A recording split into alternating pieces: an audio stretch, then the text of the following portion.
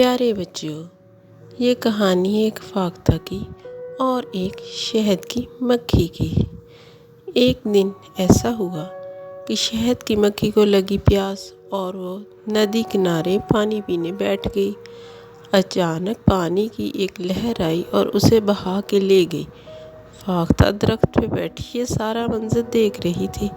فوراً اڑی اور ایک پتا لا کے اس کے پاس رکھ دیا اور وہ جلدی جلدی پتے پہ چڑھ کے کنارے پہ آ کے بیٹھ گئی۔ فاختہ پھر ایک دن درخت پہ بیٹھی ہوئی تھی کہ اچانک جنگل میں ایک شکاری آ گیا۔ اس نے نشانہ لیا کہ فاختہ کو گولی ماروں گا۔ اچانک شہد کی مکھی بھی وہاں آ گئی۔ اس نے جب دیکھا تو اس نے شکاری کو ڈنک مار دیا۔ نشانہ خطا ہوا، فاختہ اڑ گئی اور اس کی جان بچ گئی۔ ایسے شہد کی مکھی اور فاختہ دونوں آپس میں دوست بن گئے۔ دونوں نے ایک دوسرے کی جان بچائی۔ پیارے بچوں، احسان کا بدلہ احسان کے ساتھ دینا چاہیے۔